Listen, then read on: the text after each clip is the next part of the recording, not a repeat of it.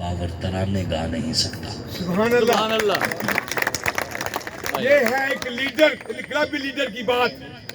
واجب سد تقریر دو بزرگوں اور ساتھیوں، الیکشن کی سرگرمیاں عروج پر ہیں۔ ہر کینڈیڈیٹ عوام الناس کو اپنی طرف متوجہ کرنے کی کوشش کرتا ہے۔ ہمارا بھی ایک منشور ہے اور اس منشور کو بیان کرنے کے لیے چودھری جاوید صاحب اور ان کی ٹیم نے، افتخار چیمہ صاحب اور دیگر جو ان کی ٹیم ہے، اور چودھری مصطفیٰ فارس صاحب، انہوں نے ہمیں موقع دیا ہے کہ ہم اپنا منشور آپ کے سامنے رکھیں۔ 2011 کے سپتمبر میں نے سیاسی سفر کا آغاز کیا تھا۔ 2013 میں نے پہلا الیکشن لڑا اور 37,000 سم پلس ووٹ ہم نے پہلے الیکشن میں حاصل کیے۔ اس کے بعد ہم مسلسل عوام میں رہے اور عوام کے اندر رہتے ہوئے ہم نے محنت کی، تعلقات کو فروغ دیا۔ 2018 کے الیکشن میں باوجود اس کے کہ ہمارا حلقہ تبدیل کر دیا گیا اور اس کے ساتھ ساتھ نادیدہ قوتوں کے ذریعے سے امداد بھی لے کر ہمارا الیکشن چرا لیا گیا، اس کے باوجود بھی 72,000 ووٹ آج بھی الیکشن کمیشن کی ویب سائٹ پر تسلیم کیا جاتا ہے۔ اب 2018 کے بعد سے پھر ہم نے عوام الناس میں وقت گزارا ہے، ہم حلقہ چھوڑ کر نہیں گئے۔ 2024 کا الیکشن آ چکا ہے اور 2024 کے الیکشن میں آپ 72,000 کو ڈبل کر لیں، انشاءاللہ اس کا بھی پلس ووٹ انشاءاللہ ہمیں سرکے سے حاصل ہے۔ زندہ باد۔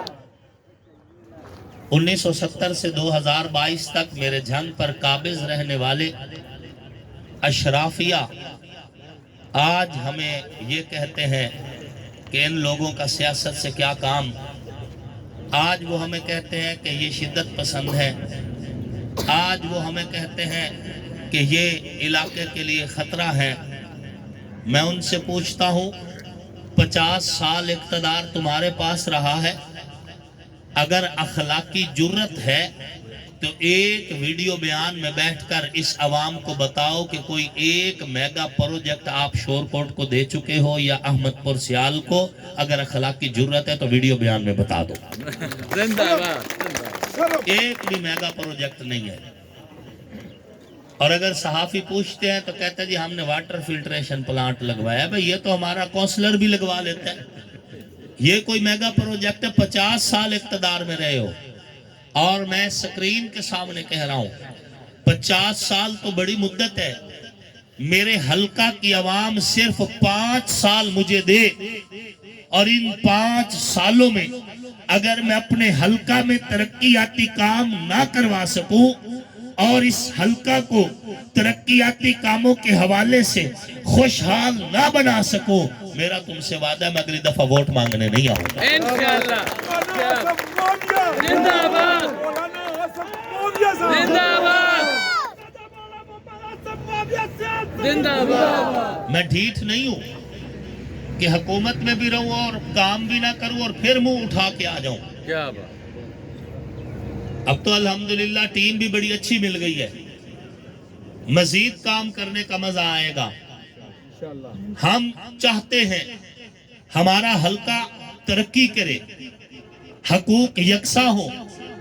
جب میں بھی اسی پاکستان کا شہری ہوں اور وہ بھی اسی پاکستان کے شہری ہیں، تو پھر ہمارے اور ان کی زندگی کے سٹائل میں فرق کیوں ہے؟ کیا میرا یہ پوچھنا جرم ہے؟ میں تنقید نہیں کرتا، میرا احتجاج ہے۔ میں احتجاج کرتا ہوں کہ آپ نے اس شہر کو دیا کیا ہے سوائے پسماندگی کے؟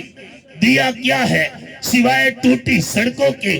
دیا کیا ہے سوائے ویران ہسپتالوں کے؟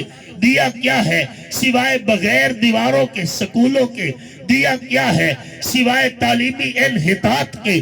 تم نے ہمیں کچھ نہیں دیا. اور ایک تم ہو کہ تمہارے گھوڑے بھی سیبوں کے مربے کھاتے ہیں, تمہارے کتے بھی کڑاہی گوشت کھاتے ہیں. ایک یہ ووٹر ہے جس کے ووٹ کی طاقت سے تم عیش کرتے ہو.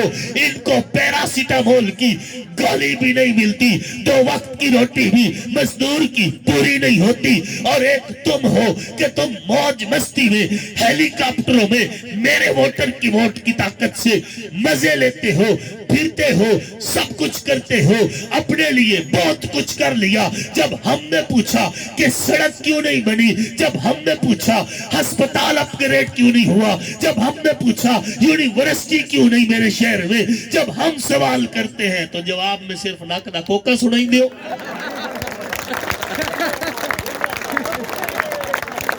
زندہ باد. زندہ باد.